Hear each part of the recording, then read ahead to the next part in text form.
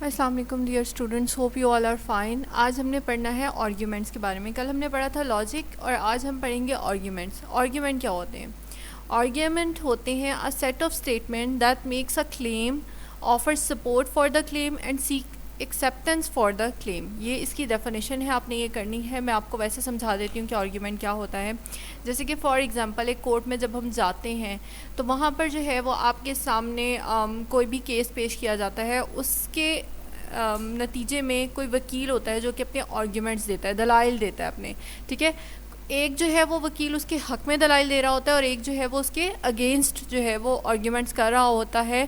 तो ये सारी चीज़ें जो हैं, जिस तरह से वो आर्ग्यूमेंट्स कर रहे होते हैं, उस इशू के ऊपर बात कर रहे होते हैं, जिसको जो जो भी समझ में आ रहा होता है वो वैसे बोल रहा होता है, तो वो क्या कहलाते हैं? आर्ग्यूमेंट्स कहलाते हैं। और आर्ग्यूमेंट्स जो है वो कभी भी लॉजिक के बगैर नहीं होते। आर्ग्यूमेंट्स हमेशा लॉजिक के साथ होते हैं। फॉर एग्जांपल अगर आपसे कहा जाए किसी प्रॉब्लम पे कि आप अपनी राय दें, आप बताएं कि ये जो हम कर रहे हैं वो ठीक है या नहीं ठीक, तो आप जो है वो आगे से अपने आर्ग्यूमेंट्स देंगे। आप आर्ग्यूमेंट्स कैसे देंगे? जब तक आप अपनी लॉजिक यूज़ नहीं करेंगे। आप लॉजिक के साथ जो है वो आर्ग्यूमेंट्स देंगे। कोई जो है वो उसके अगेंस्ट आर्ग्यूमेंट्स देगा, कोई जो है वो उसके साथ उसके हक़ में जो है वो देगा। तो क्या होता है, आर्ग्यूमेंट्स ऐसे सेट ऑफ स्टेटमेंट होते हैं जो कि क्या करता है, क्लेम्स को जो है वो बनाता है, उसके अलावा जो है उन क्लेम्स को सपोर्ट करता है और फिर उन क्लेम्स को जो है वो एक्सेप्ट करता है। ठीक है, उसके बाद जो है वो, जैसे कि मैंने आपको एग्जांपल दे दी है कोर्ट वाली, यहाँ पे आपकी जो बुक में उन्होंने एग्जांपल दी हुई है, उन्होंने जो है वो एक ये डेस्क की दी हुई है एग्जांपल। आप वो लिखना चाहें वो लिख दें, आप कोर्ट की जो है वो एग्जांपल लिखना चाहें आप वो लिख सकते हैं। फिर उसके बाद वो कहते हैं arguments can pretty complicated as they usually have more parts than just reasons and conclusions. वो कहते हैं कि आर्ग्यूमेंट्स जो है वो बहुत ज़्यादा कॉम्प्लिकेटेड होते हैं। ठीक है, लेकिन इसका जो मोस्टली पार्ट बेस कर रहा होता है आर्ग्यूमेंट्स का, वो किसके ऊपर होता है? रीजंस के ऊपर होता है और कंक्लूजन्स के ऊपर होता है कि ये रीज़न है इस प्रॉब्लम की और इसका जो है वो हम ये हल निकाल सकते हैं। आपने कोर्ट्स में भी देखा होगा कि बार बार वकील जिरा कर रहे होते हैं और वो कह रहे होते हैं कि इसका जो है वो अब यही रिजल्ट निकल सकता है। फिर वो कहते हैं in addition there often are counter arguments, कि इसके नतीजे में फिर काउंटर आर्ग्यूमेंट्स भी होते हैं। फॉर एग्जांपल क्या ज़रूरी तो नहीं है ना कि सामने वाला जो है वो हमारी बात से इत्तेफाक कर ले। तो जब सामने वाला जो है वो हमारी बात से इत्तेफाक नहीं करता तो फिर क्या होते हैं? काउंटर आर्ग्यूमेंट्स होते हैं। यहाँ से हम अपनी बात कह रहे हैं, वहाँ से वो अपनी बात कह रहा है।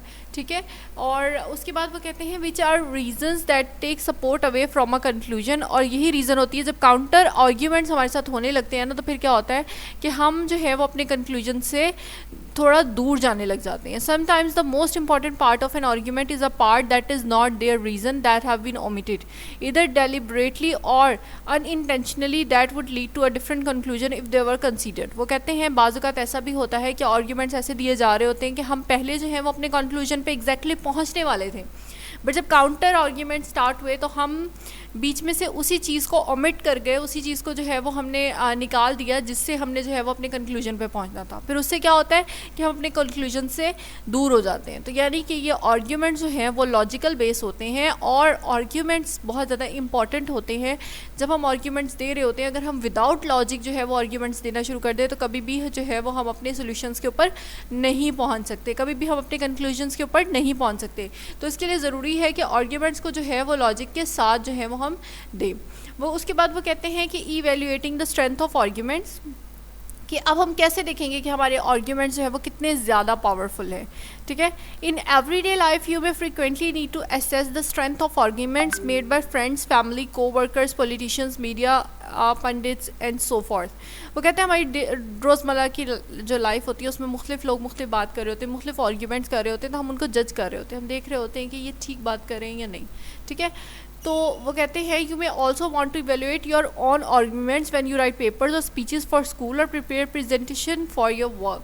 वो कहते हैं कि हम दूसरों को तो जज कर रहे होते हैं, हम दूसरों के तो आर्ग्यूमेंट्स के बारे में सोच रहे होते हैं ये बात इसने सही कही है, इसने गलत कही है, क्योंकि हम ना शुरू से क्रिटिक्स हमारे अंदर पाई जा रही होती है। हम फ़ौरन जज कर रहे होते हैं, मैम ने सही नहीं पढ़ाया, मेरे फ्रेंड ने ये आर्ग्यूमेंट दिया था उसने सही नहीं दिया, ये प्रॉब्लम हो गया, वो प्रॉब्लम हो गया। बट कभी भी हम अपने आर्ग्यूमेंट्स को इवेल्युएट नहीं करते, उनको जज नहीं करते। हम कभी भी वो नहीं देखते कि हम जो बात कर रहे हैं वो सही भी है या नहीं है।